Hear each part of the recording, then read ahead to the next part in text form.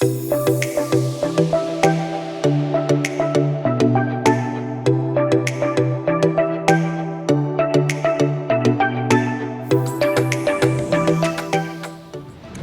all good in the sisterhood.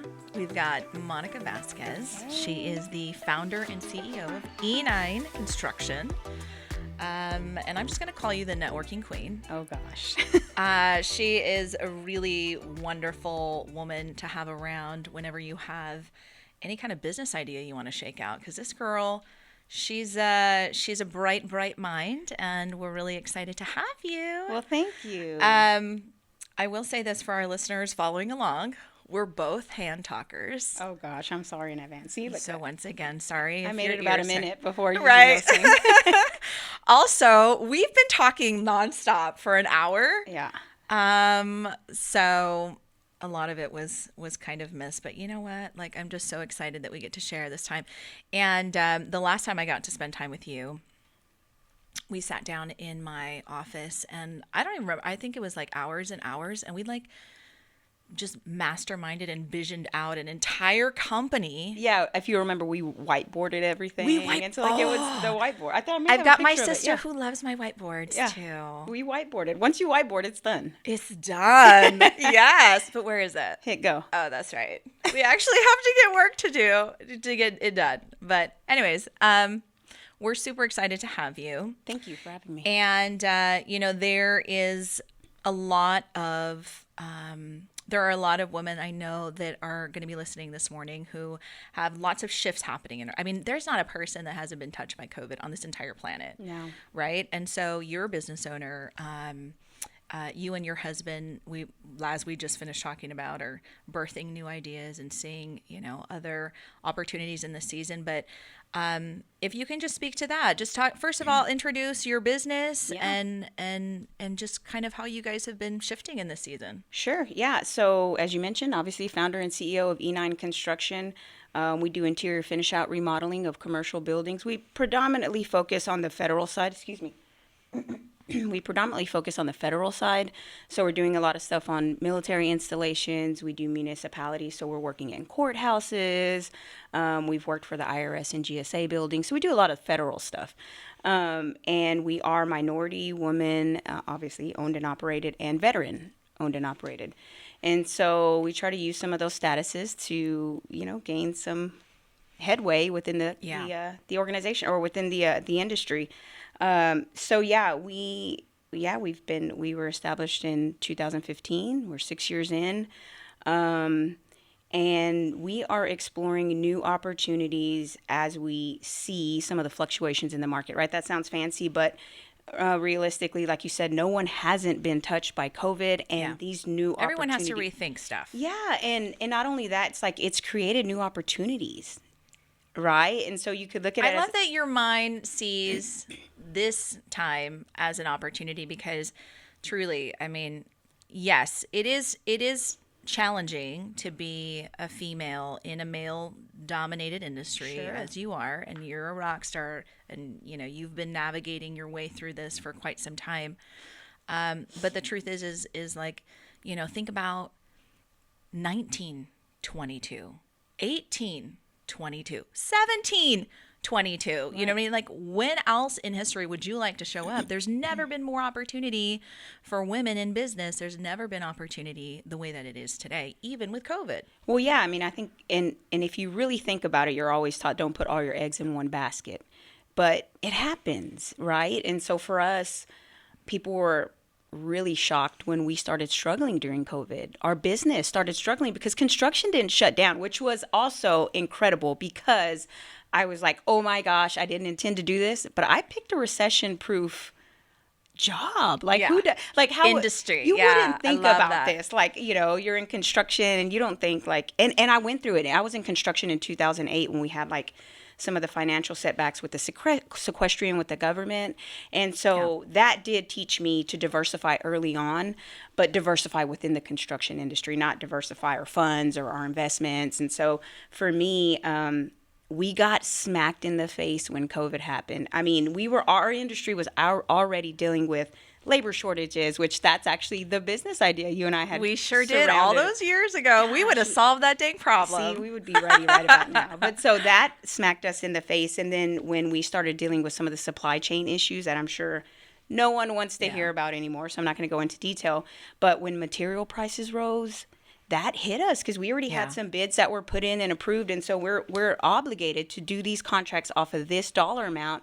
No, now we're paying 3 times what we bid that material for, and so that was a challenge. And I'm the type of person, when I'm faced with a challenge, get out of the way. I operate the best in chaos. If my back is against the wall, I'm going to figure out a way to get out of that. And when this happened with COVID, I was stuck. I was really stuck in not the mud, in the concrete. I was like, okay, what are we going to do here? And so, we just started, we put our brains together and we whiteboarded. Ooh. We whiteboarded. You're welcome to come to my office and whiteboard anytime you want. There you go. So we sat down in my office and we said, what are your strengths? What are my strengths? What are your weaknesses? What are my weaknesses? What are the needs in the market? And where do we fit? So you did a whole SWOT analysis. You know what? We did do That's a SWOT what you analysis. did. See there? You sure did, I didn't even think about that. Yeah, so we were like, okay, what can we do and what problem can we solve right now?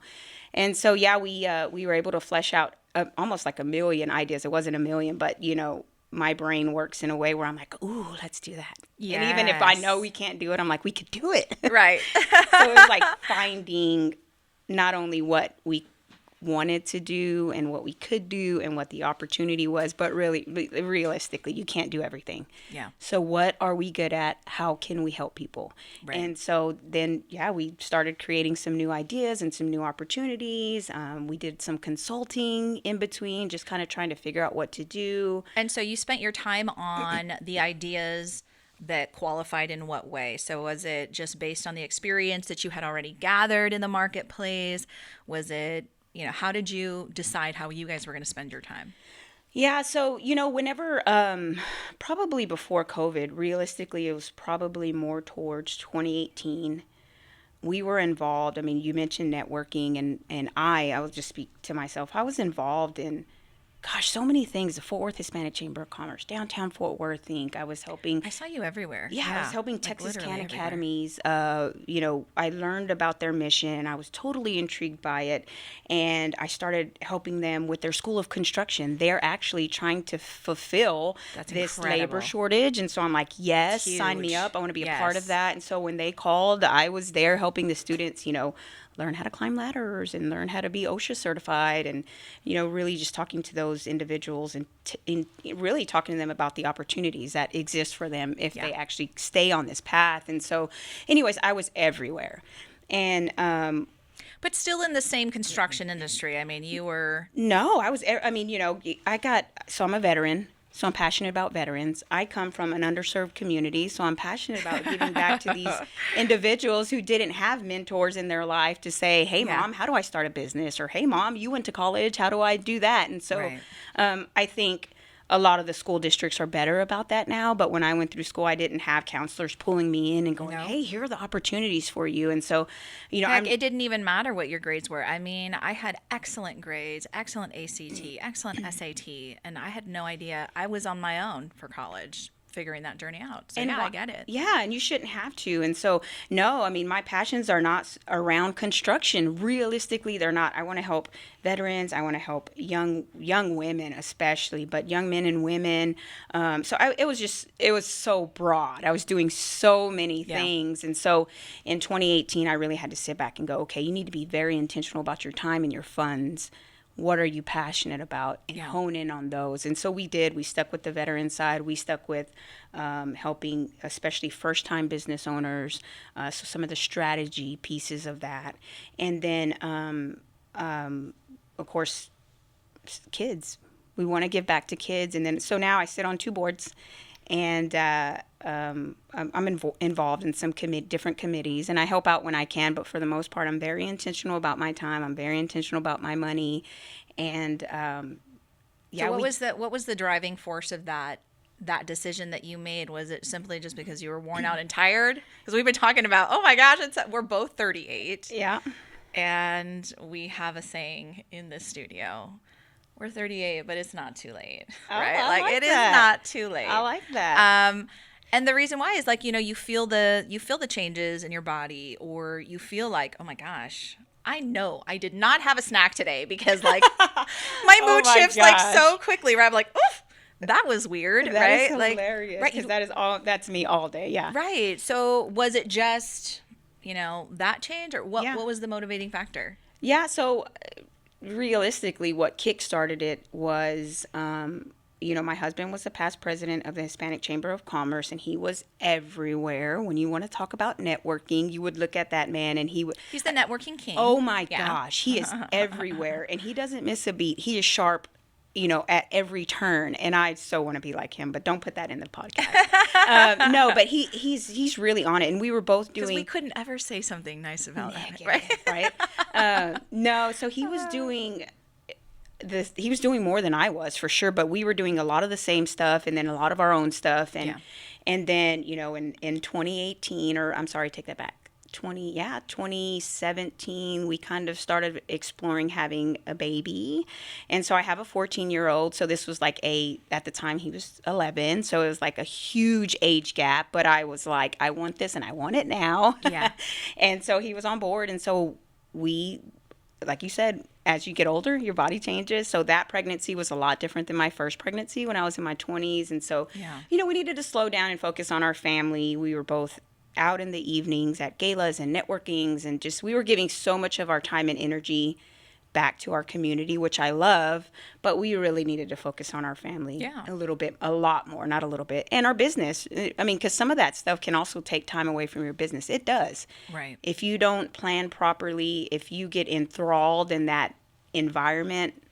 Well, it's fun. It's the fun part of business as you do well and your name gets noticed, right? Like you get a lot of invitations and all of a sudden And awards and yeah. that stuff is fun, but if it's not providing dividends, then that's right. You got to make the decision. Definitely. Like where are your highest payoff activities definitely. being activated at? Yeah, and realistically, nobody in my networking circle was my client or my customer. I work for the federal government. You can't take them to a gala. I can't, construction. I can't take them hunting or to the golf course, or we could talk about Is this it. what John was telling you? Yeah, so right. that you would stay home, or Yeah, was this? yeah, that's very, very true, right? Yeah, no. It's like your client isn't going to be at any of these events. Yeah, dear. right. No, he was. Yeah, no, we never went together, so we always went separately. So it was awesome because he Yeah. was able to work the room his way, I worked the room my way, and it was great. And in fact, the first, I'll never forget the first networking event that I went to with him as his date. I wasn't representing E9 Construction. I was his date, so I just kind of played the role. And I think one of the comments he received from someone who had just met me was that I was cute and bubbly. And I was like, ew. Wow. I don't like that. I mean, no offense to anybody who's cute and bubbly, but if you know me, that's not my personality. That's funny. And so I was like, yeah, I'm not going as your date anymore. I'm going as Monica Vasquez, E9 Construction, and then I Right. represent my own self. So that was kind of funny. But no, he's super supportive, and I'm really fortunate in that way. And he understands it. If you're with someone who really doesn't understand all that networking entails, perfect Sure. example is my parents. They're so supportive of me.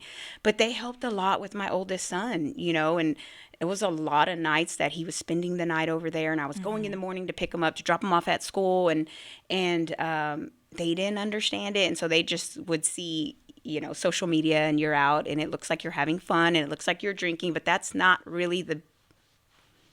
what it's about. We're here trying to conduct business, and you're trying to get your name out, and you're trying to share your mission. And so that was kind of hard. So I think if you have a spouse who doesn't really understand it, I know that could probably be challenging. Yeah. So he understands it, so it's great. But yeah, we, to circle back around, we just really needed to focus on our family and our businesses. Mm-hmm. And that's where we needed to spend our time. So we said, okay, where do we want to spend our money? Where do we want to spend our time? And so that's kind of how we kind of honed in on what we're doing now. I love it. And, you had talked about, women spending time in so many other places, networking. We find a lot of opportunities in networking and all of these evening events, and that means that kids stay home and things. We can put our time in places that don't necessarily bring a lot of value. Like, how would you say? How would you rank like some of the time that you spent? Like, what would you tell our listeners to continue to do? Yeah. Who may be in a similar journey of yours, an industry, and stop doing? Yeah.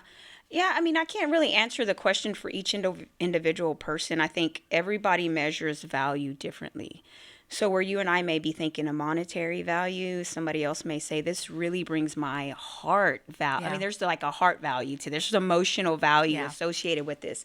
And so if that's important to you, do it.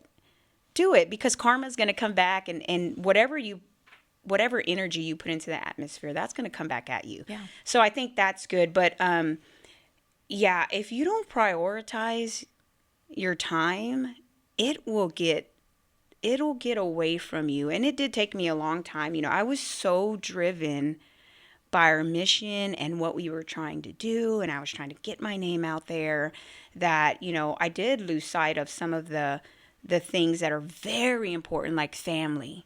Like, I wasn't spending time at my parents' where before you could find me at my parents any given day. I could be there at lunch. I could go after work. I mean, so spontaneous. I'm laying in my mom's bed, So I wasn't spending time with my parents anymore. I wasn't spending time with my friends, but I was on this mission to build this company. I was talking with my son and going, just hang in there. I'm doing this for us. And he's at the office with me early or late or on weekends. Of course, kids love it. Kids love going to the office with you, right? So I'm bringing him to the office with me. He's having a blast, and we're just making a day out of it. But a lot of this stuff did start getting away from me, and I wish I would have prioritized my time a lot better. I don't regret it though, because I had so many opportunities. It made you who you are today as well. Like, you can now see things in a different perspective simply because what you've walked through, right? Like, that journey. And not only that, some of the people who I affected, I never would have thought that would have happened. And the example I'm going to give is, I sat on, obviously, the Fort Worth Hispanic Chamber of Commerce Board of Directors. And, they're doing so many things. It's such a great organization for business and for community and for kids up and coming and minorities, Hispanic, everybody. And, they were located in the north side of Fort Worth. And so naturally, they always wanted to, go to the Diamond Hill schools, the north side schools. I went to Pasco High School, so I'm like, what about Pasco? Right. What about South Side, right? Girl. And then I would get messages in my inbox going, hey, I know you're on the board, but what are you doing for Southside? How is this affecting South? How are you affecting Southside businesses? But it was, and I had people that I went to school with going, Monica, this is amazing. Like, somebody from our neighborhood is on this board, and I'm sitting on the board with the JPS hospital CEO and somebody who's really, a C-suite executive at Coca-Cola. And I mean, I just got, you have the exposure to all these amazing leaders. And then I was invited to, of course, I've sat on a lot of panels, but I was invited, my favorite was to the Mercedes-Benz now I'm tongue-tied. Mercedes-Benz Financial. They invited me to come out to speak to one of their empowering women seminars. And I went out, and it was so cool. I wish I would have taken pictures. But afterwards, I was approached by a young lady who said, I went to school with you. Aww. And to see you on this panel is so powerful, and all the things that you're doing. I'm just like, hey, I'm just trying to make a living.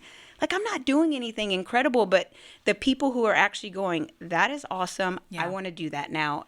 I mean, that's worth it. You're willing to reach. You're willing to reach for the life that you want. And I mean, sometimes that's really intimidating, and it could be, a number of layered effects from people's past trauma, all of the things that people go through, or even, when women do have kids and we think, well, this is all I can do. And which obviously raise your children to your very best ability, right? Sure. Like, be there and do everything you can.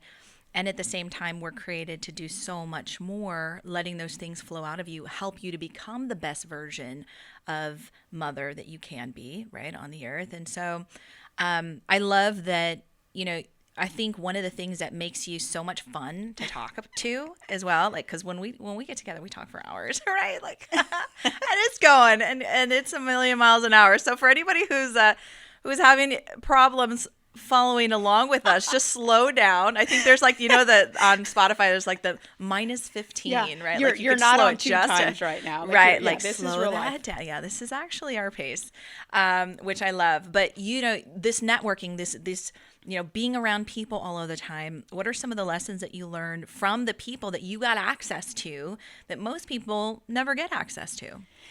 Yeah. Oh gosh, that's a great question. I think learning from their stories. If you sit down and talk, Stories are powerful, right? oh my God, if you talk to some of these people who are doing some incredible things, these people who are multimillionaires, selling companies, invested in real estate. And when I say this, I'm thinking about women. I have specific women that are just, their names are just rolling through my brain Yeah, we were right talking now. about some this morning. Yeah, and if you hear their stories, you will hear that at one point they were rock bottom. Yeah. They were like a hair away from having the electricity shut off, and they were, breastfeeding babies in the office, and all the stuff that we hear now that could potentially make someone say, you know what, I can't do this. This is too hard. Yeah. And you hear their stories because we see them now.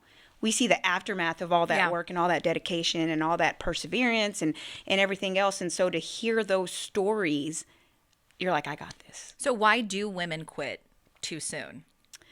I think that women are nurturing in nature, and I think that our first inclination is to take care of someone else. We're motherly. We want to take care of our kids. We want to take care of our spouse. We want to take care of our parents. Everybody has different motivations, but you want to take care of others. So if you see someone else being affected by the actions that you're doing, even if it's on a positive level, if you're neglecting your family to go hustle or to do your side gig, I think sometimes it's easier for us to go, you know what, you're right. The family is more important. My kids need me more. My spouse needs me more. But my thing is like, okay, but what am I going to be doing when I'm not doing this or that? If I'm not doing my side hustle, what am I doing at home? Am I reading, or am I sitting are we really spending time, husband? Or are you watching TV and I'm Right. watching TV and there's nothing, we're not even hanging out together. Right. So why did I give that up? Girl, I'm telling you. Well, and what I like to say is it's quality, not quantity. Exactly. So That's exactly my right. 4 sons, we spend, quality time together. It's not necessarily a ton of time, right? Because they're also, athletes and ambitious on their own. They Right. have all of these other things that they're working towards. They're out in the morning, 7 a.m. They're all 4 of them are on the road. They've got trainers. They've got all kinds of other things that they're doing. So I don't usually get to see them until, later on in the evening, 7:30 in the evening. Right. It's not always going to be exactly the way that we envisioned it. We're not going to be the family that, was on the TV screen, the 50s and 60s and, those aren't, we have to be okay with a reality that works best for us, right? Right. Like what's going to work for you and your family.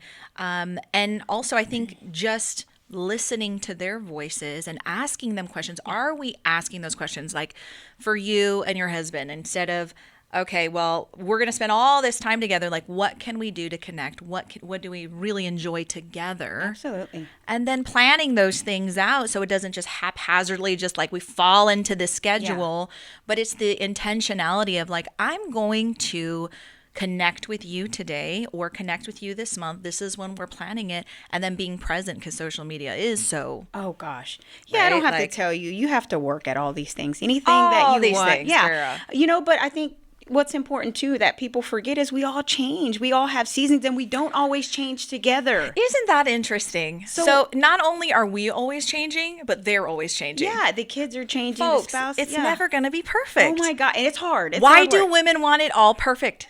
Yeah, Why? that's or a- or even they won't start the business or they won't even take that vision or that idea Oh my gosh. because it has to be yes. perfect. But what in life is ever going to be perfect? I can't tell you how many people, women specifically, I have that approach me and say, I've always wanted to start my own business. And they're rock stars in their own right. Like I'm Yeah. watching them at work and I'm like, You would kill it. Yeah. Do it.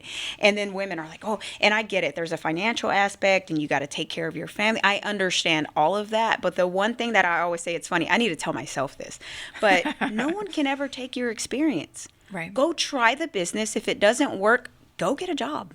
Yeah. Go hop back into the career field.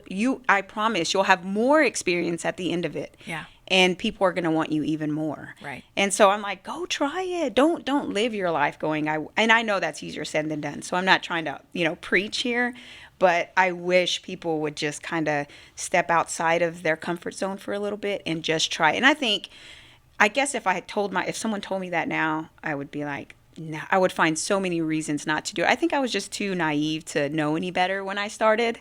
It was only 6 years ago, but there's a lot of change that happens. Honestly, I feel the same way because I was 21 when I started my first real estate my company, gosh, that's jumped incredible. into real estate investing, and I just had really no idea. I can't imagine being 21 years old running a business. Right. Like, that would be a train wreck. Right, with a baby, and it was, right? Like, we stumbled through so much.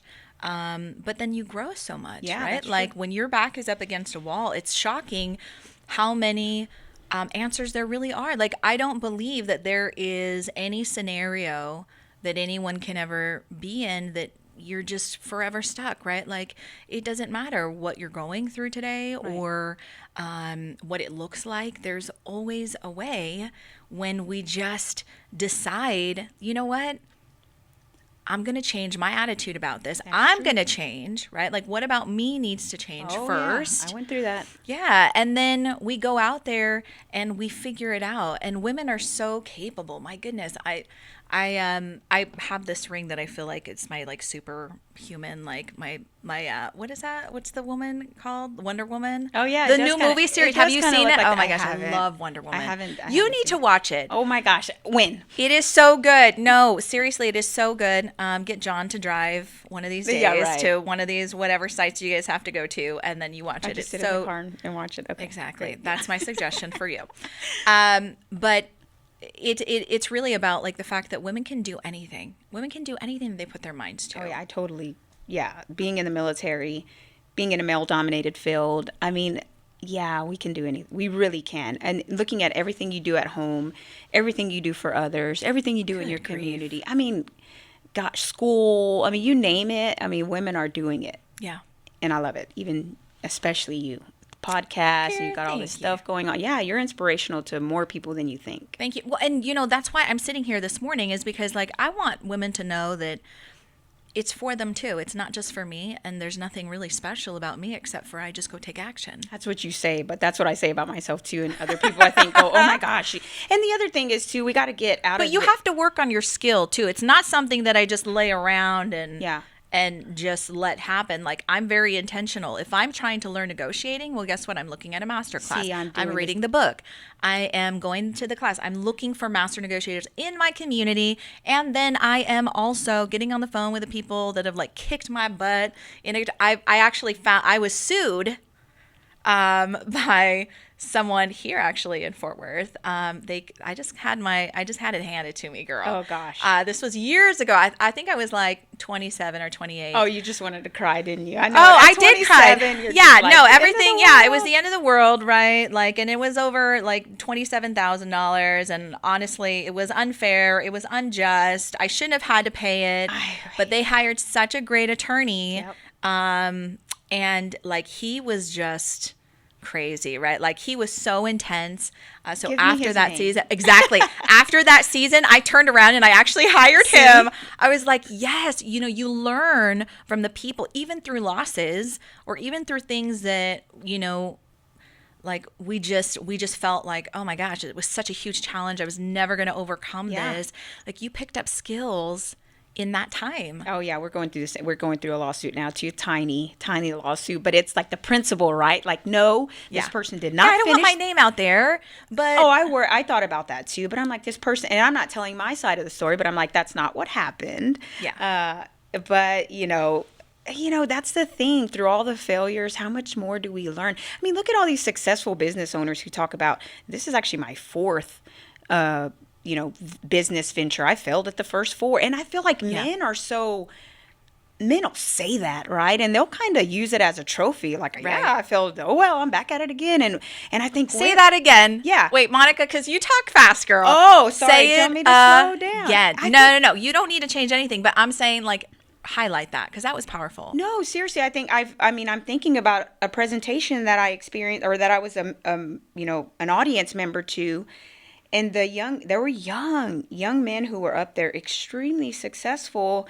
and they were like, yeah, this is my fourth. They're young. Yeah. How is this your fourth Right. business venture? They started at 21 like Erica. Oh my gosh. And they just went and Yeah. did a lot of stuff and didn't make it, but they're like, they use it as a trophy. They use it as a token. They use that as a stepping stone. That's right. And that's what got them where they are now. Yeah. And I feel like women, we don't like to share our failures. We like to say, everything's perfect. Right. Go look Slap at some makeup on it. Go look right? at my social Yeah. media account. Look Right. at that filter. I'm perfect. Right. Everything in my life is perfect. We have the Christmas pictures, and oh gosh, no, it's a hot mess in my house. It's hair all over the place. You're in your dirty pajamas. I mean, the Yes. stuff that you don't want anybody to know. But yeah, I mean, we all have failures.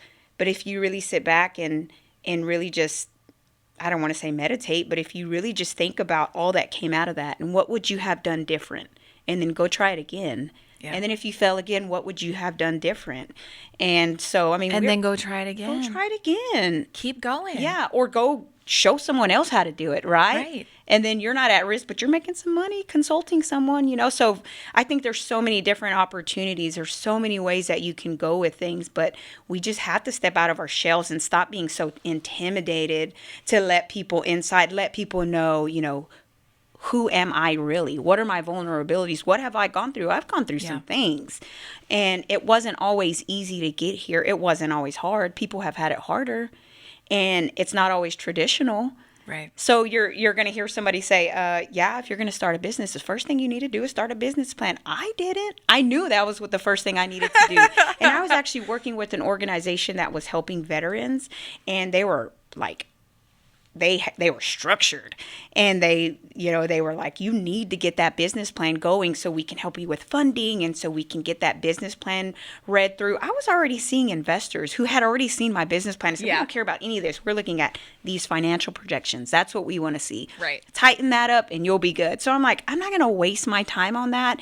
So your journey is going to be different than my journey. Some people are going to have it easier. Some people are going to have it harder, but keep grinding. Yeah. And I love that you're so bold and there's really no hesitation, right? And where do you think that stems from? Well, there is. Again, it's I think when you first start, you don't Right, know but what like you even don't know. you don't know. And I think the naivety that like we were talking about, like, oh, this just sounds so Yeah. great. But even with our whiteboarding of the business ideas that we've put together before Yeah. and just being able to identify things like you're ready to just jump in. Like I Yeah. said, hey girl, I'm starting a podcast. Yeah. Come join me. You're And I like, need you to be here yes. tomorrow. Right. I thought she was to give me like Yes. 2 weeks, and she's like, can you come in Thursday? Oh Here's my your gosh. here's your list of questions. Yeah. 6 hours before. I'm like, hey, I'm supposed to be there tomorrow at 10. I don't know where I'm going. Right. Oh yeah. my gosh. No, honestly, that changes too. I mean, not to be hypocritical, because I just told everybody not to be intimidated. But the older I get, you do think about things different. I have 2 kids now, and of course a husband. And so every decision I make is no longer about me. So before, if you're by yourself and you start a business and you fail, who cares? I'll eat noodles and sleep on my parents' couch, right? I'll make it. But now you have kids and you don't want your kids to suffer, So there's a level of integrity there that you're like, okay, I've got to keep some sort of structure. So it does get intimidating from time to time. And gosh, at any time I'm on a drive by myself, you better believe I came up with 3 different new business ideas. But I mean, am I going to fully flesh that out to see if it's viable? No. But yeah, I am 0 to 100 usually. COVID shook me a little bit and kind of changed some of that, but I'm working on it. But yeah, I'm pretty much, if I commit, I'm in. Yeah. And I'm going. And if you better stop me like in the next hour, or I'm gonna On the phone. I got the with the president. I got the Right. building built. What now? You want to Right. stop? Like, we got to sell this building now. Right. Yeah, I'm not very. I'm going. You say That's go, so I'm going. funny. Maybe that's my military stuff. It's pretty hurry up and wait. But then once they say go, you're gone. So talk to me about that. Like, how the heck did you even end up in the military, Oh girl? my gosh. So How did that happen? I wanted to go to college. I come from a huge Hispanic family, obviously, and I nobody in my family had been to college that I can remember. So I didn't have anybody that I could really lean on when we speak about mentors. I had no one to really reach out to. So I knew about SATs and I knew about deadlines. I mean, I was doing all this crazy stuff. I was in high school taking 0 hour classes, taking Algebra 2 Trig, taking all this extra stuff I didn't need to take. But I really wanted to go to college. That was my thing. I was going to go to college. And so I had missed some deadlines being I was really involved in high school and a lot of different things too. So I'd missed some deadlines for some SAT testing. And then I guess I missed the application deadline for college and didn't know. I was approached by the United States Army or a recruiter, and I kind of heard him out. I mean, there's a whole story behind it. I'm not going to go into detail, but he came to my house and made a presentation to my mom and he actually sold my mom. And my mom's like, you should do it. You want to go to college? And at the time, they were doing 75% tuition assistance. And the funny thing was, now I do have to say this, when he called, I got on the phone with that recruiter. The first thing out of my mouth was, I don't want to go to war. I don't want to go to war. And he's like, when's the last time we were in war? This was in 2001, mind you. So I graduated high school at 17. I leave to the Army in July 12th of 2001. I'm slated to graduate basic training September 20th, 2001, September 11th, 2001. Happens 9 days before my graduation. What? We are at our final, what they call like field mission. So we're like setting up tents, learning how to build foxholes. Here you are, this little beautiful brown-eyed girl. Oh my God. And I'm bushy-tailed, and you're like, what? Oh, and I'm into it, right? Like I'm getting selected for these details. I'm getting selected to compete for these awards. Like I'm in.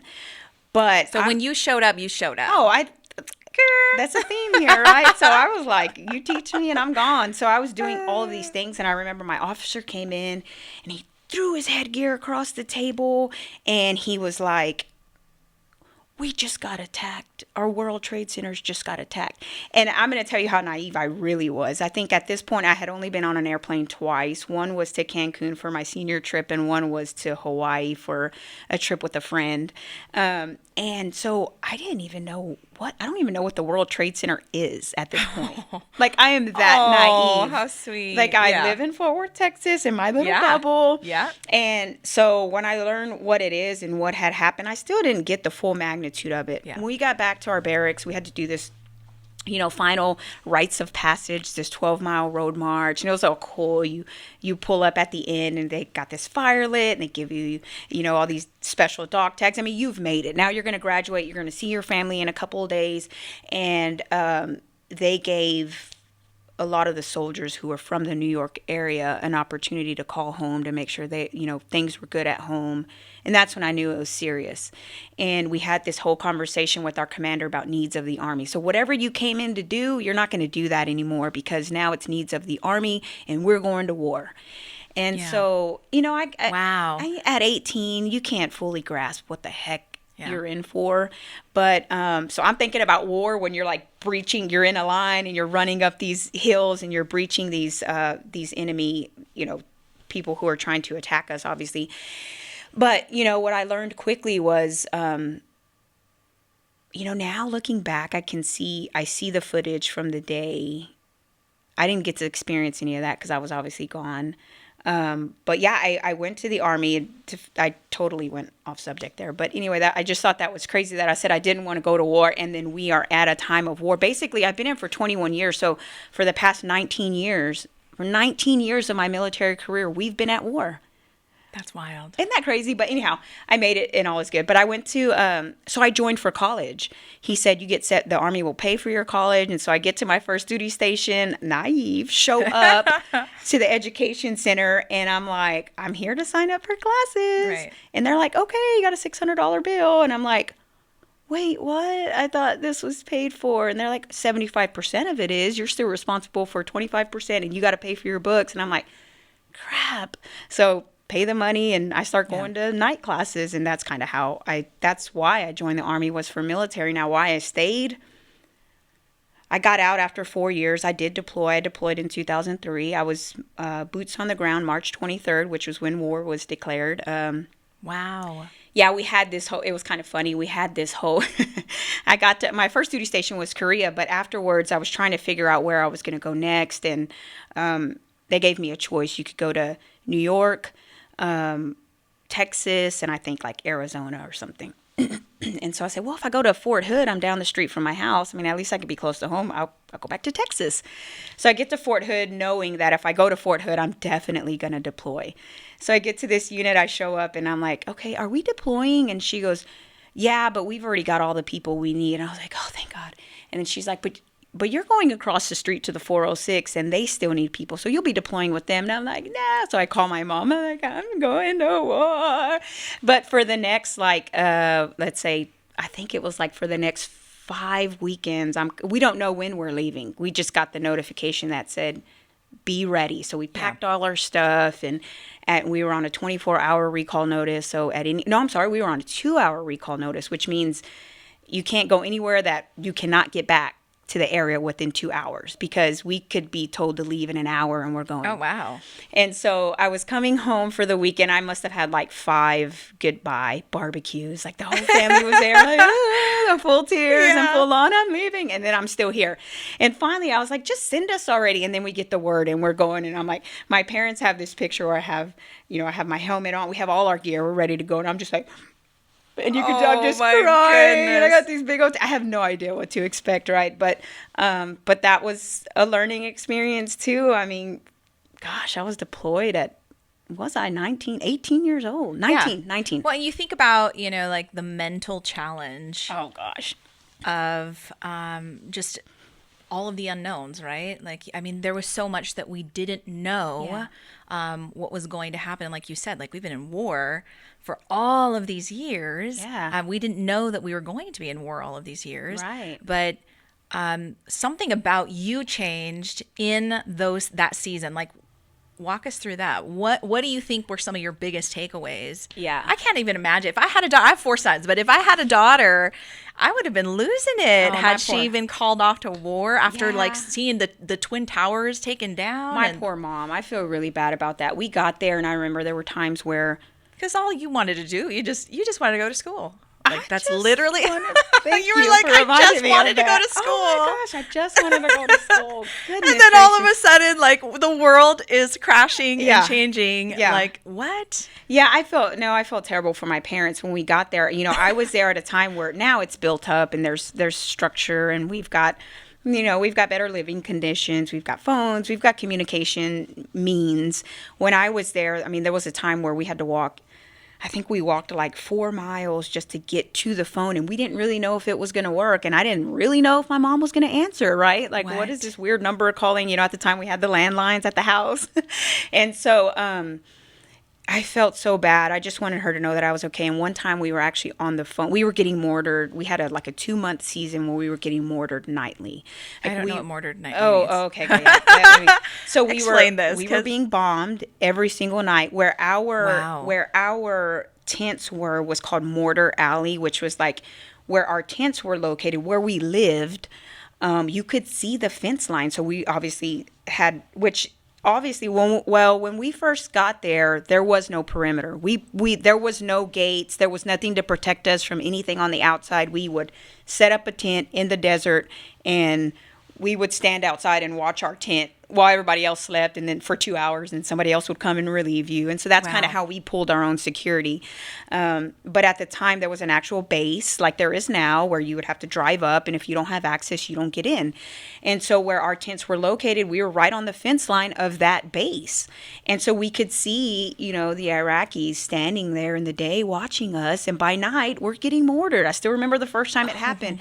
So there was a season where we were just mortared. We're getting rockets launched at us. Oh my word, that's wild. So there's a season where but we knew, like, okay, 9:30 every night we're getting mortared. And this particular night I had gone to call my mom.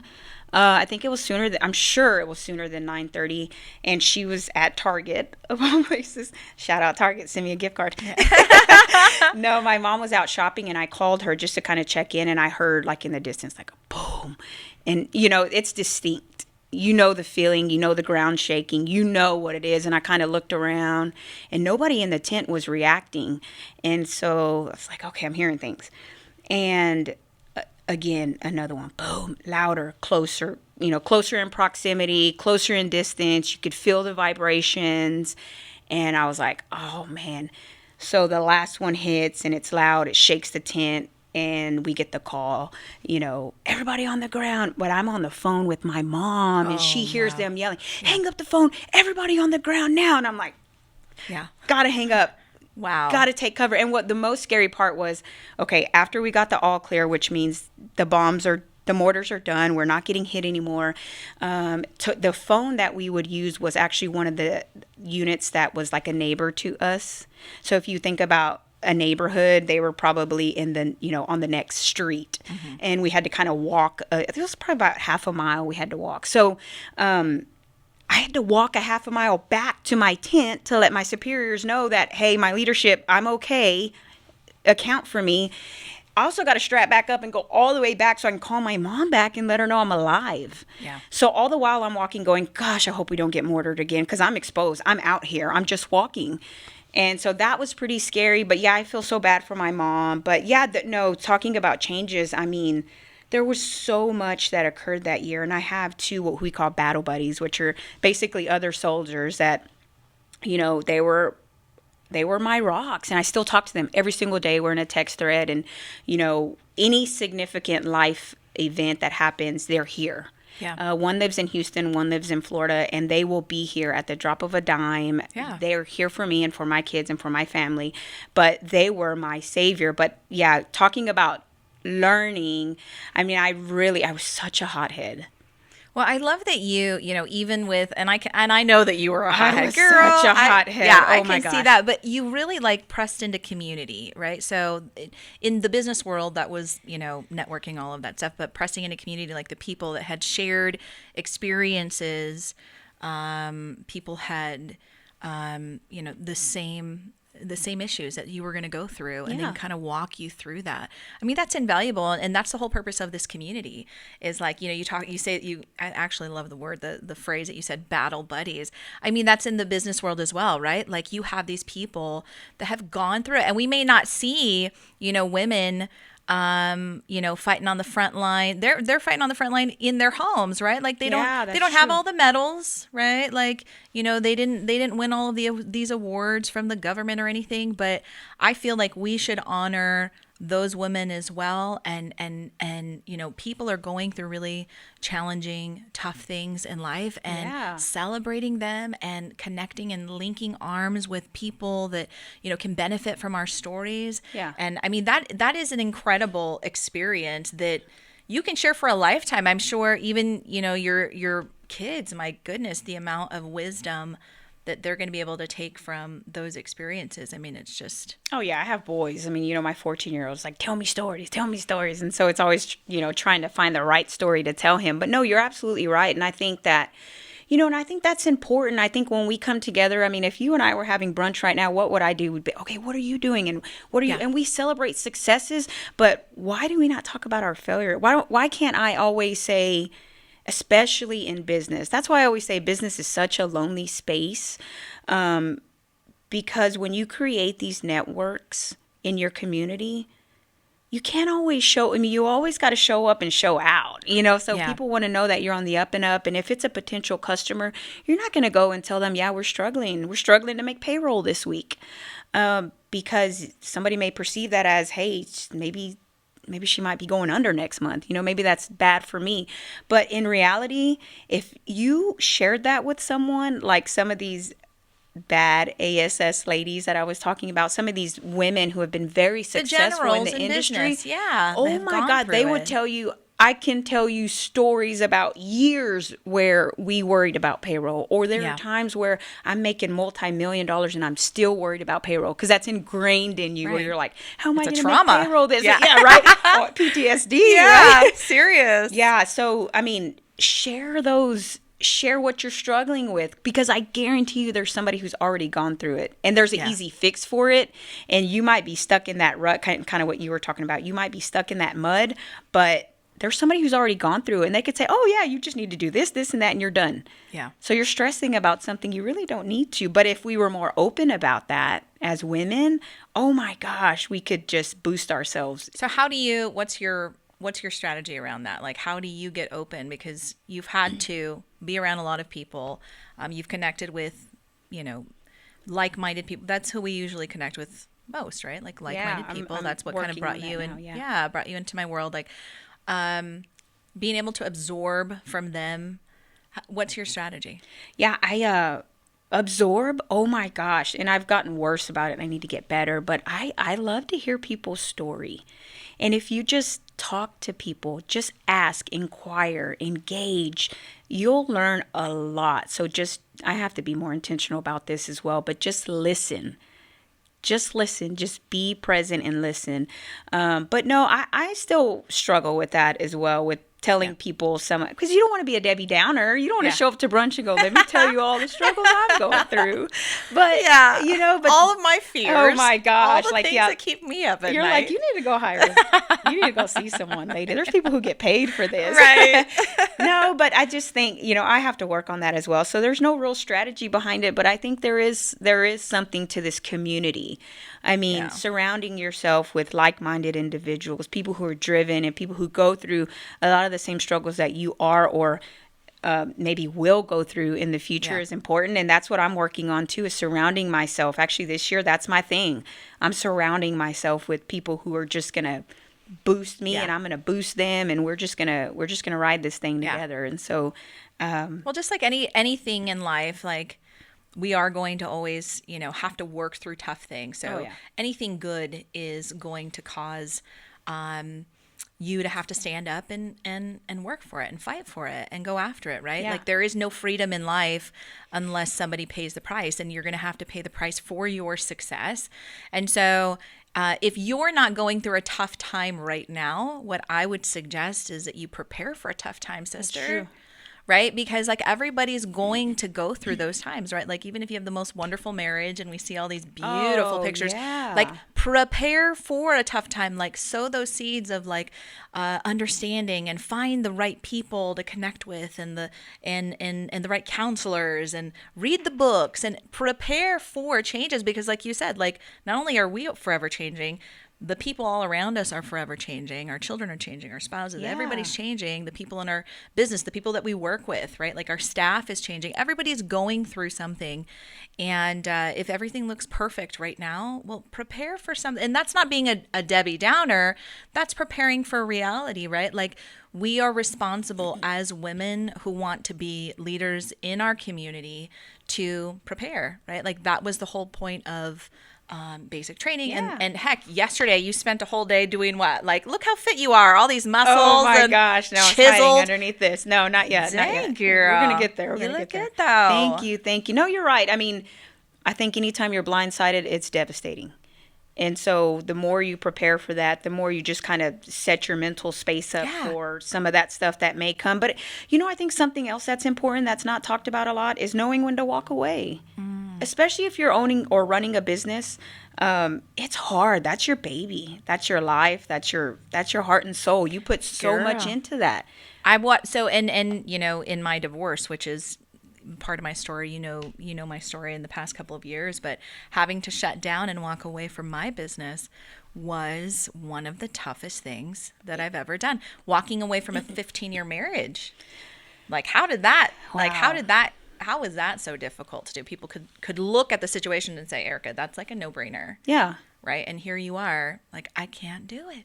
I just can't. I mean, there's a timing involved, like an intuition. And I think women are so intuitive. Right. Like, let's not forget that if you just take a moment, take a breather. And that's why I love all of the journaling practices and the, the blessing journals and all of those different things, those practices that are put in place, because it really helps us to find, who we were created to be, our specific design, because the gifting of a woman is intuition. Oh gosh. Yeah. And that could be positive or negative, but yeah, you got to find your thing, man. And I think a lot of people, I know. I'm not going to say I think. I know so many of us just do not take the time to invest in ourselves. We don't. We don't take a second to breathe. We don't take showers by ourselves sometimes. We don't go to the bathroom by ourselves. I have pictures of my kid breaking in the Yeah. bathroom. I was just give me a second. So Yeah. I know everybody can relate to that, but I think, finding what works for you, carving out the time, even if it's 5-10 minutes, even if it's when you pull up at home, you stay in the car for an extra Yeah. 5 minutes and jam out to that song one more time, or call your girlfriends, or whatever it is that works for you. Take the time, do it. And I know it's cliche, and I know we hear it, and I know we're like, whatever, we come last. We always come last, but we need to change that narrative, and we I need love to put that. ourselves first. That's And it. so, yeah, you have to. Girlfriend. Let's keep going. I love it. I love it. Well, and especially, when it comes to kids, us coming last, that's not the only place that we do it. We also do it in our businesses, and we do it like with our staff and our team and all of those other areas, right? Like when we are training, we train them first, and we, invest in our company and our money. And so I think that it's really important for us to remember that investing will come.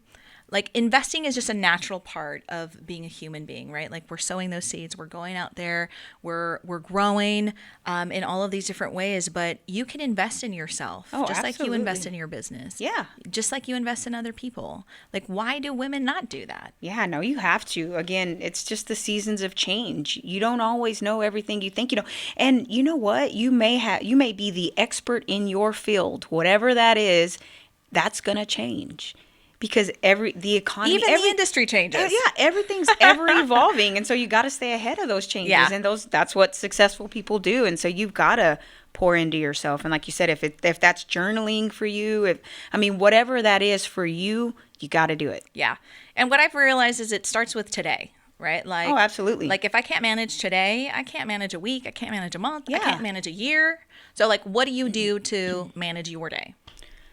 To make a day work? Gosh, Because you got a lot happening. we do have a very lot happening. That is, there's no truer statement than that. And I'm really trying to go through my brain and go, what is a normal day? And honestly, we're not as structured as we used to be. I used to be very, very structured. And now it's a little bit different. Now you kind of, with the 3-year-old, your day kind of revolves around them, even though I hate Right. it. So, when COVID happened, my son has respiratory issues, and we almost lost him when he was 2 months old.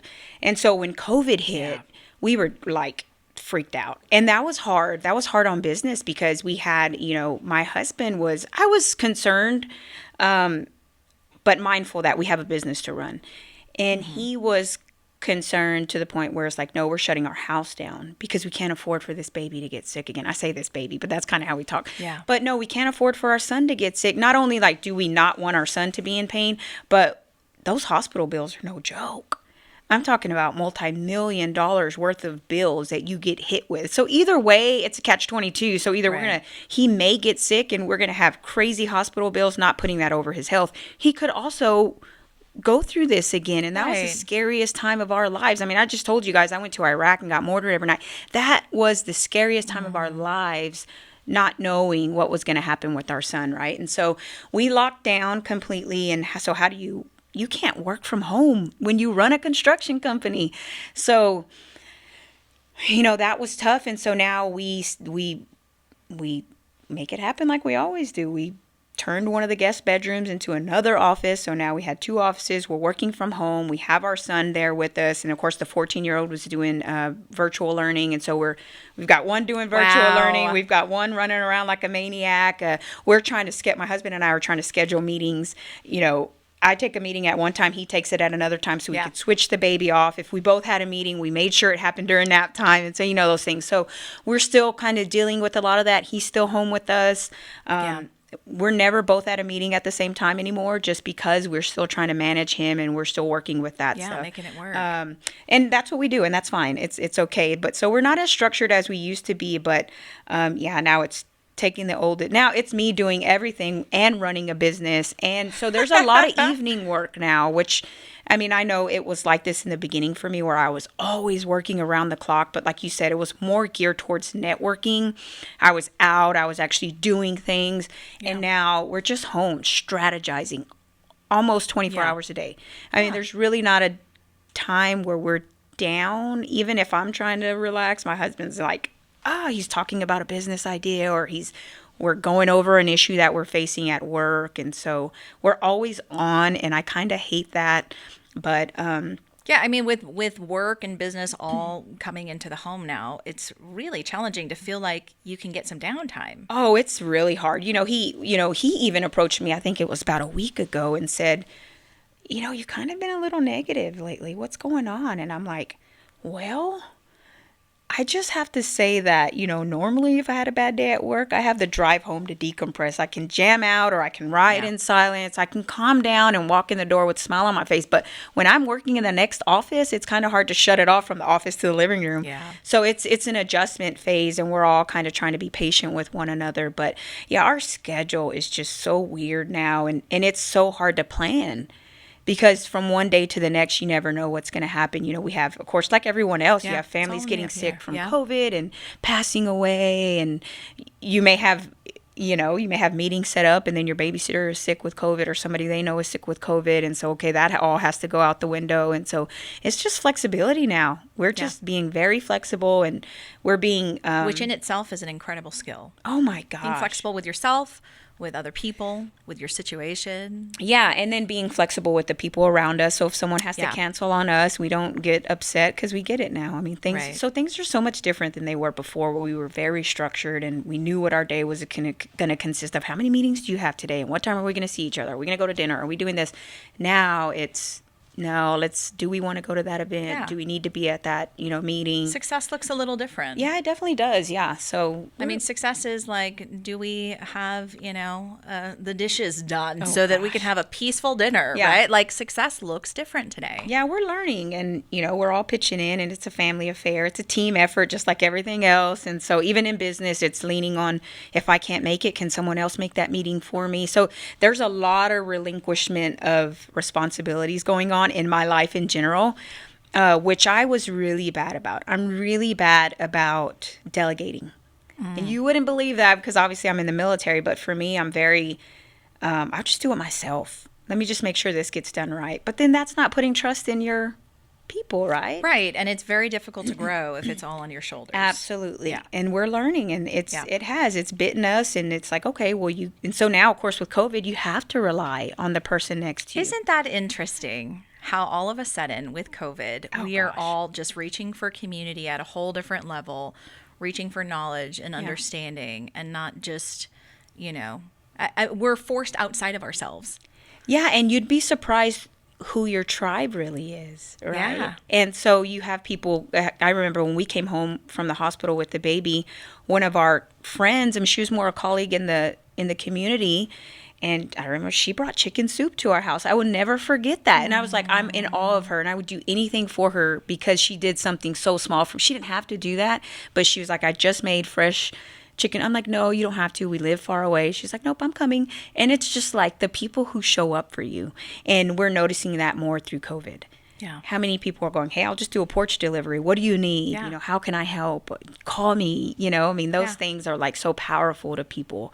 And so, just kind of having your tribe is. Yeah. I mean, tough times shake out the very best in you, I think. Like, if you look at it that way, right? Like, if we're the cup is half full, right? Yeah. Like, it's shaking out the very best in you. Like, you're gonna become even more disciplined, Yeah. even more focused, more flexible in the right areas, right? Like, there's so many benefits that can come through a really challenging time like this. Yeah. But I think, for me, it's been relationships, like really learning about people and Yes. and really understanding their perspective, and just at some times, I think that it's very important for us to have certain standards in life.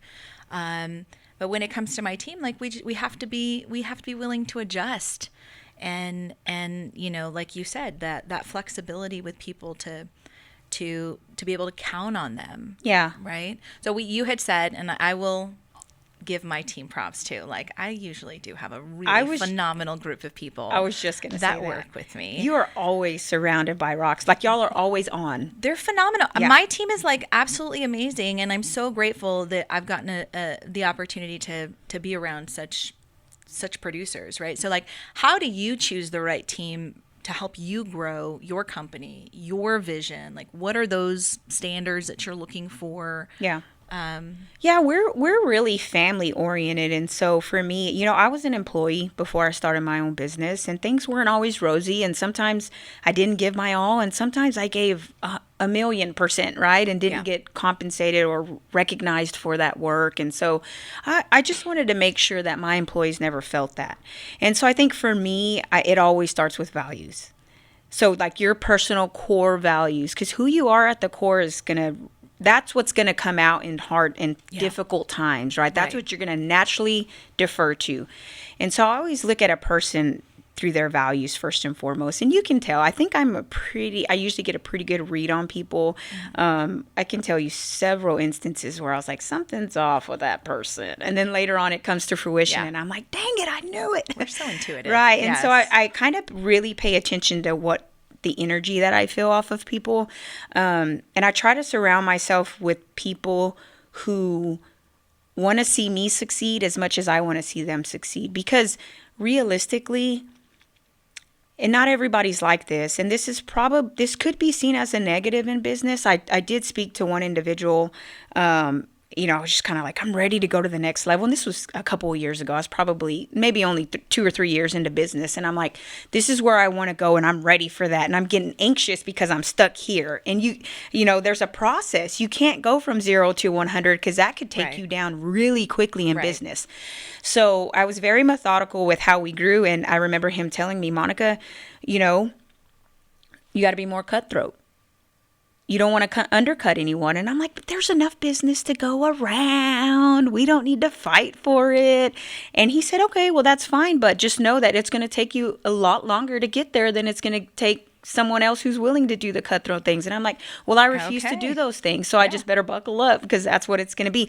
And sure enough, I've given my all to my employees and I've really focused on seeing them succeed, because if they succeed, then I'm going to succeed. Right. And I've been burned. I've been burned by colleagues. I've been burned by people I thought were close. And it's not personal. It's business. And I was like, girl, you need to put your big girl panties on and let's roll, because that's what you have. Like you said, prepare for those things that you are not prepared for, right? Like it's not always rosy.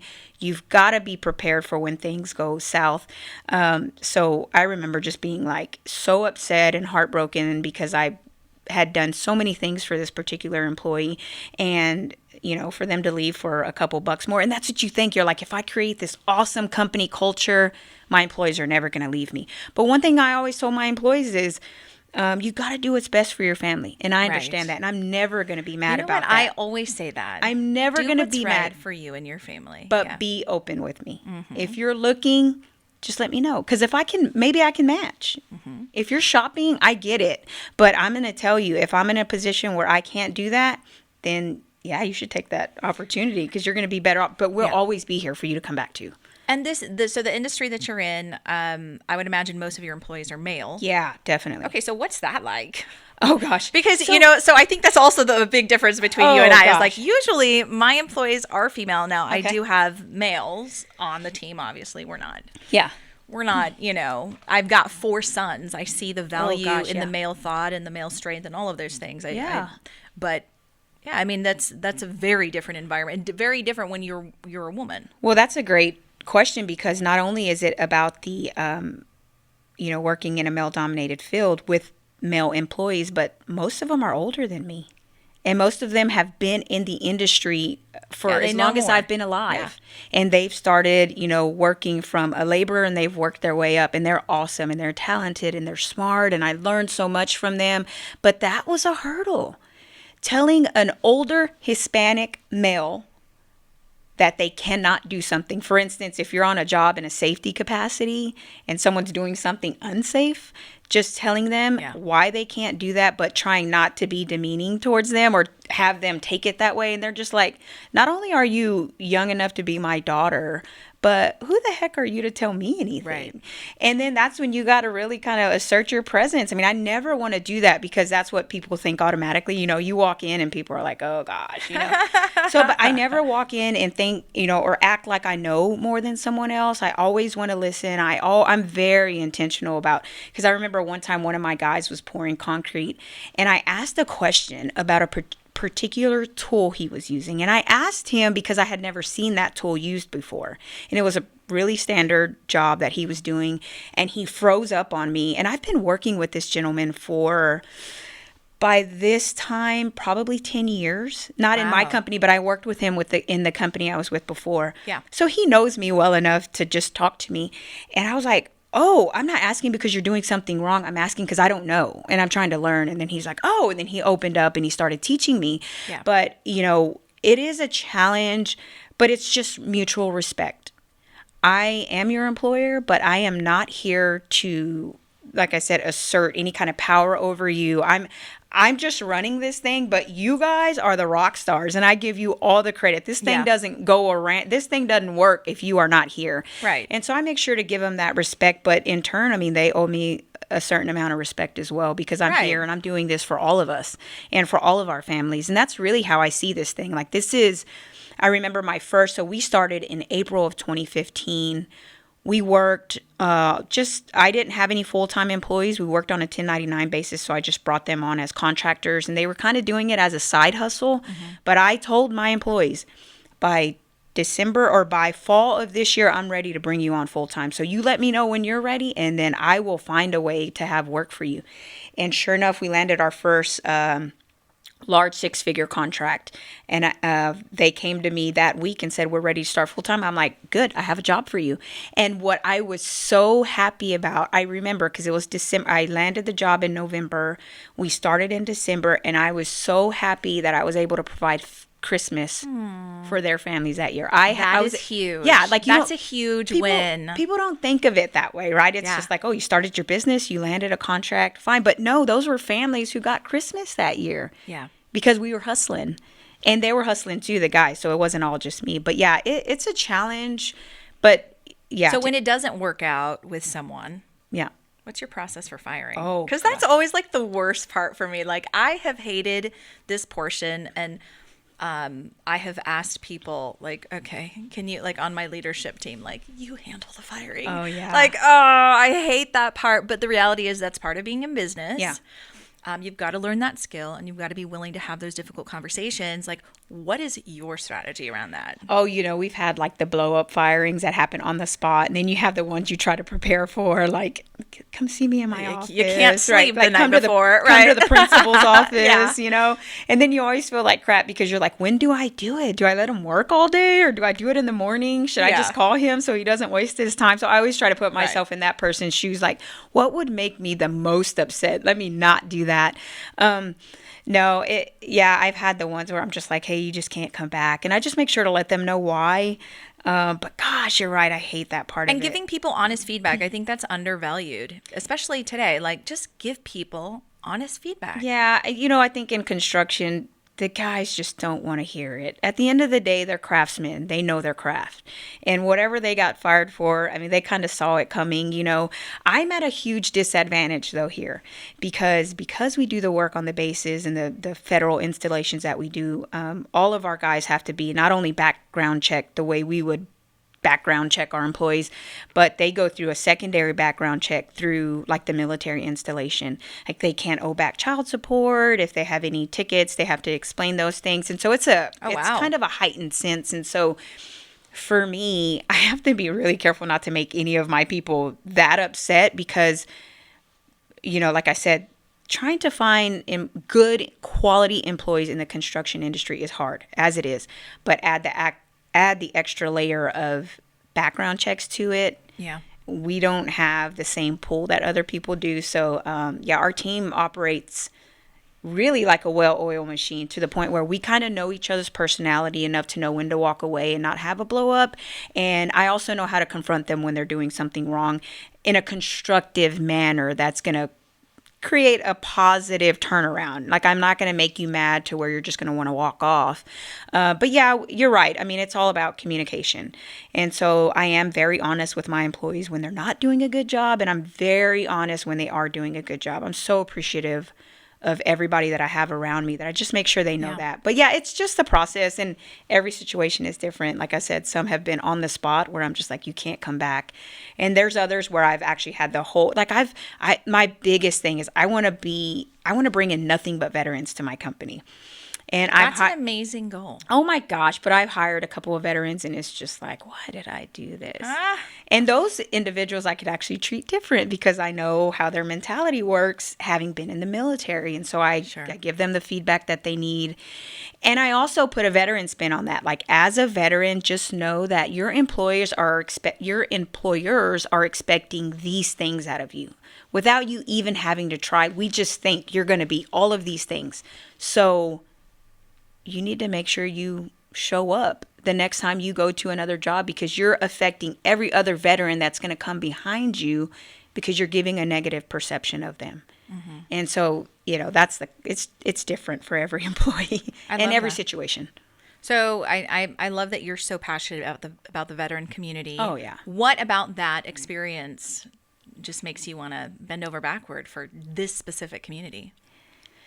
Oh gosh, I think that the people that I've met, the camaraderie that comes with being in the military is like no other. I don't know. I've never worked in a corporate environment besides the military, but I don't think that there's any other job on the planet or any other real situation in life where you're going to be put in a room with someone you've never met before, who may be from a different whole, geographic region than you. You don't know how they were raised, but I'm expected to protect you and you're expected to protect me. And if we get the call, we've got to go, and we've got to figure this thing out, how to work together on the drop of a dime.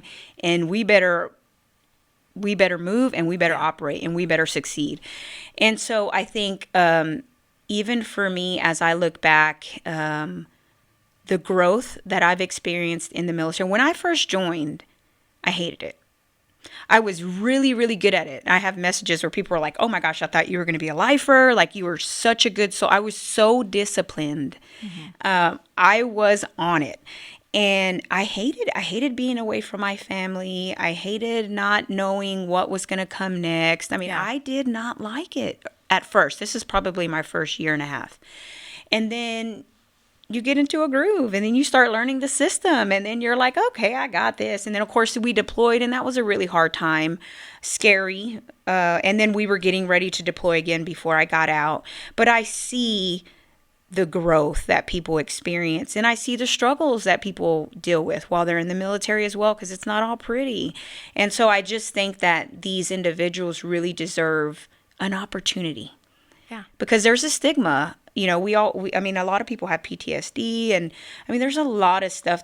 It does a lot of damage to your body. It does a lot of damage to your mental psyche. And if you don't know how to work with that, that could be detrimental. I mean, that's when we see veteran suicides, and we see all these different things that go on. But these individuals, I mean, don't get me wrong. There are the knuckleheads where you're like, come on. I still deal with them I have soldiers that I'm always like, it's like my kids, I'm like, you're like my son. Yeah. Get it right. Like, I want better for you than you want for yourself, buddy. What's going on? You're so smart. Yeah. Why are you doing that job? Let me point you in the right direction, So, I mean, heck, even yesterday I was at Army drill, and one of the guys, he was telling me that he was pursuing his third master's degree. Freaking awesome. And he was like, I said, well, are you using your veterans benefits? No, I'm paying out of pocket. I didn't qualify. And I'm like, that's not right. So I started doing all this research to see if I can get him a scholarship or who can I get him. And I'm like, I'll call your school on your behalf. So I start like, I just take this upon me. I see him yesterday and he goes, Sarn, I got it approved. I'm getting paid I think his tuition's like 10,000. He's like, they're covering 4,000 of it for me. And I'm like, Wow. that's awesome. He goes, yeah, all I had to do was do this. You were right. And I'm like, oh, great. Like, it's stuff like that where I'm like, there's always a way. Yes. Let's figure this out. And so, what calls me to the reason why when I started the company, I thought I wanted to bring veterans in because I want them to be not just sweeping the floors. I want them to be my management team because I think it gives them an opportunity to make some real money.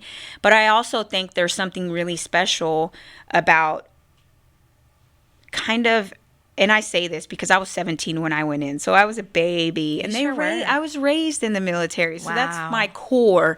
But there's something to, we know how to work together. We know how to communicate with one another. If I raise my voice at you, you're not going to get offended if I talk really fast. And so I'm like, hurry up, we got to get this done. Right. You understand the tight timelines. You also understand how to be flexible, and you understand that things aren't always going to go perfect, and you learn resiliency. And so I think there's an opportunity there to have a really strong team where we could come in and build something of quality and move forward and then provide these services. Of course, we're working on a military basis. And so the buildings that we're actually building are buildings that I may potentially work in one day. So I want to have something that's clean and quality and, so it's just a passion for mine. I just want to give people opportunities because I don't think sometimes veterans sell themselves short. And we've got a lot of experience just based off, if you've done nothing in the military, you've got a lot of experience. It's because true. They just throw you in situations. Right. It's an environment of ambiguity. I mean, absolutely. You have no idea, but you're still supposed to perform. Yeah. But you have no idea what's going to happen. Oh, absolutely. Yeah. I love it. It's like the pressure cooker of life, right? Yeah, right. Like you got that all into like your early 20s. That's truly amazing. Like that was a really amazing experience for you. And what's weird is I always look back and I see somebody who went through the traditional, they went to 4 years of college after high school, and I'm envious. Like, I'm like, I wish I would have done that. And now being in the EMBA program, I'm talking to individuals who are going, I really wanted to go to the military and I didn't. And you didn't miss anything. I didn't learn anything those first years of college besides how to drink really well. Oh, wow. And so I'm like, oh, wow, I was doing this, that, or the other, Well, isn't that the amazing thing, though, is that we always look at our timeline and say, oh, I would have changed this or I would have changed that, instead of just really just sitting in it and appreciating, good grief, we made it this far. Yeah. And we've accumulated this much. And the future is bright because we've got this. Yeah. I mean, there's, like you said, there's so many opportunities. It's like, what do you want? Right. Which one do you want? Go get it. Especially with COVID, everything's up in the air already. You might as well oh my gosh, reach for it. All the opportunities that COVID has brought. And now I'm not saying COVID's been positive. Obviously, a lot of people have been affected negatively, and businesses lost, and relationships and marriages torn apart. And I understand that too. But just think about all the sleep loss from the COVID babies. Oh gosh, right? No, oh my gosh. Yeah, I mean, working virtual now, you could go, like when I was applying for the EMBA program, I could go anywhere now. If I want to go to a Wharton, I probably could have if I could have gotten accepted because everybody's doing everything virtual. You couldn't have done that before. So it's like there's opportunities for business. There's opportunities to grow your network outside of Fort Worth, outside of Texas, or wherever you're listening from.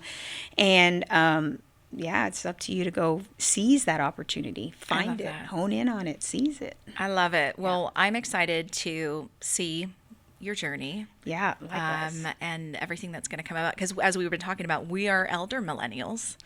I didn't want to admit it. No offense to anyone, but I was like, I'm not like that. It's out there. Yeah. It's out there. I am a millennial and proud. Right. And so we've got a lot of problems to solve in the marketplace, right? We see a lot of gaps in the industry. We see a, mass exodus of people that were experts in all of these industries retiring and moving out. And so, the mantle of expectation kind of falls on us now, right? Like let's solve problems. Let's keep keep the economy going. And, you know, Yeah. you feel that, right? Like you feel the responsibility of all of that. You know, we got to groom this next generation coming up. They Right. are going to be the ones. I mean, they are so savvy, so tech savvy, and their brains just work differently than ours do. And collaborate. My goodness. So my son, he's 13, and we were having dinner, and I was letting him know what I'm doing, right? Like it's a podcast and we're building a community. We're teaching women to get their money right and all this stuff. He's like, Mom, are you collaborating with the women that can help you build this faster? And this is what I would do. And these are the links and how I would post it. love And I'm like, it. okay, this guy's a little expert, And he right? was right. I'm sure he was right. Right, but it's completely based off of, you know, their little gaming thing and how they, like one gamer will help another gamer. Exactly. Like as soon as they want to start, like they'll network with a gamer that's freaking in Delaware. never met him. Never met him. They've been talking with them on, you know, their little chat, Yeah. gaming chats, and they network. They have a mission. They gather best practices, There you Monica. go. They have a mission. They have a Yes. goal. They plan. So they're doing some Right. strategy. There's some Exactly. yeah. Yeah, you know, so when we used to do the same, we used to go, he's, you know, my 14-year-old, he's on the games too much. That's bad for his brain. And then it took someone actually to explain this to me and said, no, do you understand the value in that? They're linking up with people they've never met before. Right. They're coming up with a strategy to meet a goal. Functioning as a team. And then they function as a Good team grief. to make it happen. And then they do it. Yeah. They finish. They get to the finish line and they're on to the next project. And this is a lot like life and business. It's amazing. Like Yeah. the skills that they're learning, it's truly They are impressive. the ones. They are Yeah. the ones. So your boys are going to be dangerous. Yeah. It's, I mean, even my son, he was like 7, 8 years old, and he'd go, Mom, on the way home from school, I started a business today. I'm like, what was that? And he has a business plan. He has an idea. He makes his own money. Yeah. He sells things, you know, and so he's always coming to me with new business ideas. So it's just surrounding your boys in that environment. Yeah. But then everything they're surrounded with on social media and TikTok and all these things they have at their disposal, Right. they're going to be dangerous. Good way. Yeah. Well, and I think if we put those foundational parameters around, you know, what kind of content really creates life and feeds that desire to grow and be of service to your community Right. and all of those things. Because there is so much, you know, negative out there. Oh, absolutely. But teaching them, I was talking to Mariah this morning because we were talking about music and inappropriate music for my teenagers. But at the end of the day, we got to teach them how to think and we have to teach them how to make their own decisions. Yeah. Well, and I also think what's important for us too, being moms of boys, is they have to see their mamas hustling too. It's not just I was telling our 3-year-old, I was like, you got to eat your vegetables so you could be strong like dad. And then I'm like, wait a minute. No, so you can be strong like mom. Like, Yeah. why is it like strong like dad? No, so Yeah. you're going to be strong like mom too. We're both strong. That's right. But it's teaching our boys, you know, how powerful women can be. So when they go out in the world and they work with women and whoever they decide to marry, I mean, they have to be Yeah. able to lift their spouses up and their colleagues up. And that's when we're supported by the opposite Right. gender, There's nothing like it. it's Right. powerful. It is And I think powerful. we're starting to see that more. You're starting to have collaborations or meetings or lunches with individuals who see your value. I mean, if I have to think the success that we've experienced in the last 3 years, all of it was not that we didn't know we had it, but it was having a meeting with an individual who said, do you know what you really have? That experience? Do you know what that's worth? We're bringing you on our team. Yeah. And they were males. And love so, it. yeah, that's what you're doing with your boys. And Yeah. Well, and it's all about legacy. And you know, when it's all said and done for you, Monica, like what do you want to leave behind? And I know that, you know, when we think about, you know, at the very end, yes, it's wonderful that we've built businesses and we've accomplished these things and we've, you know, been able to have this and buy this and travel this and all of the lifestyle that's come with the success. But what do you want to leave behind? oh my gosh, this is a long list, and this is all a pipe. 3 things. All a pipe dream. No, I want my community to be stronger. I want my community to know that love it doesn't that. matter where you started. It doesn't matter what your family had or didn't have. There's always a way.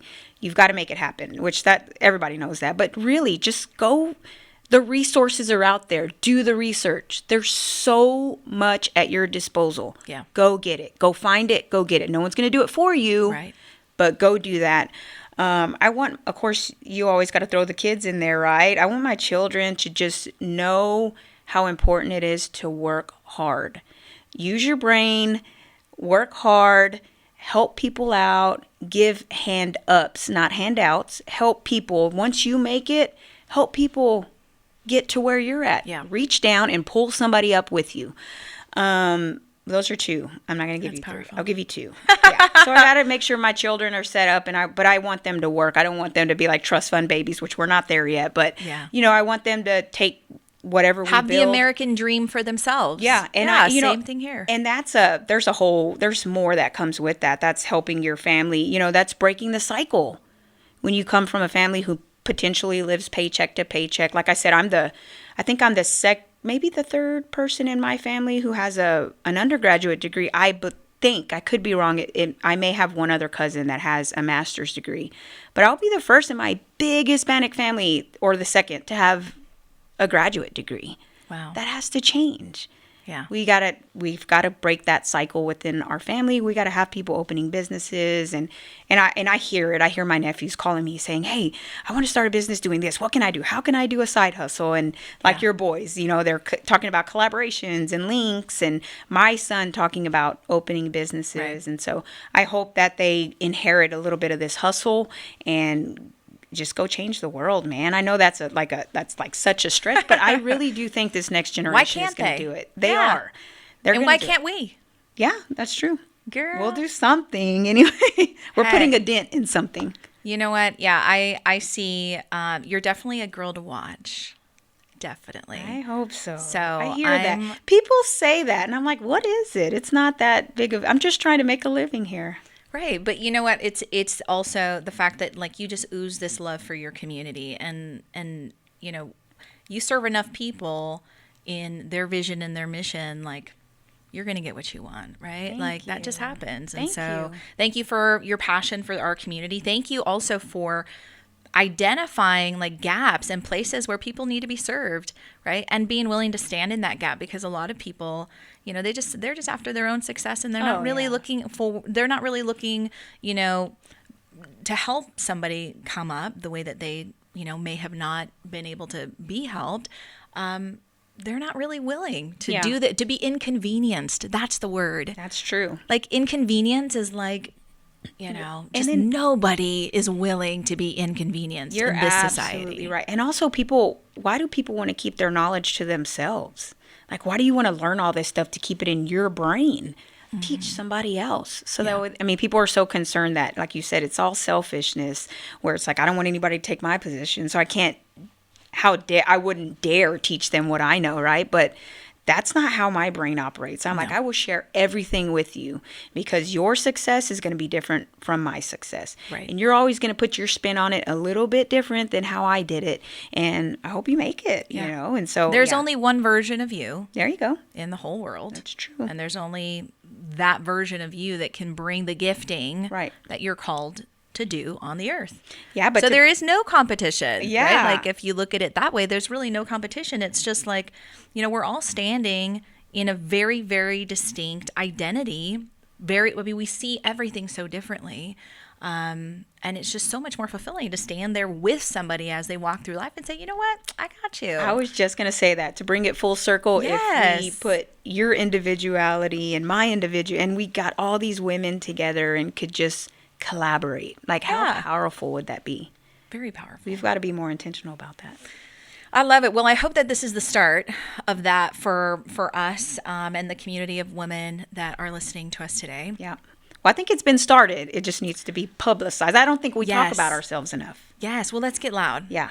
I like that. Let's get loud. I like that. Well, I'm proud of everything that you're doing. Thank you for having me and bringing me in. And I look forward to everything that you're going to do and are doing and have done. You're so inspirational to more people than you realize. Thank you, girl. And you've got a lot of eyes on you, lady. I love it. You're setting the bar high. You know what? I say this all the time. If nobody gets value from this, and it's just my children, good grief. Like, they're going to have life skills with their wives, right? For just generations to come. But it's amazing how you show up when you love what you do. And I hope that more women are inspired by this podcast to do what they love to do, ask the questions. I think that's one of the powerful takeaway from my time here with you is just like you are always asking questions. Always. You're jumping in there. You're not afraid to fail. Yeah, I am a little bit afraid to fail. Yeah, but you know what? But you're going in there scared too. Yeah, but you got to do it. You know, You're you never know. bold. You're going you in go. there. You're going into places that most women would never have gone. They never would have touched. Yep. And you're a trailblazer. And I've met so many more women who are way smarter than me. So there's more people who should be doing this. Yes. So we need y'all to get out there and join us. That's right. That's right. Yeah. Well, thank you so much, Monica. Thank you. How can people follow you if they have more questions for you, or they just want to link up and they feel inspired by your story? Yeah. So you could literally Google Monica Vasquez and you'll see there's all kinds of stuff out there. I don't know if that's a fortunate or an unfortunate. I've been featured obviously because of the veteran, aspect, but I was in an Army commercial once, and there's just all these different things that are out there. So Cute. yeah, so you could really Google me and my LinkedIn will show up, but it's Monica Vasquez, Facebook, Instagram, Twitter, and then of course LinkedIn.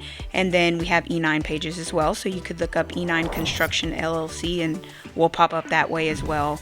And then my email is mvasquez, V as in Victor, ASQUEZ at E9FW as in Fort Worth.com. You can always reach out to me with any questions, any concerns. Yeah. I'm always available to answer questions. You're amazing. Small business owners. I love it.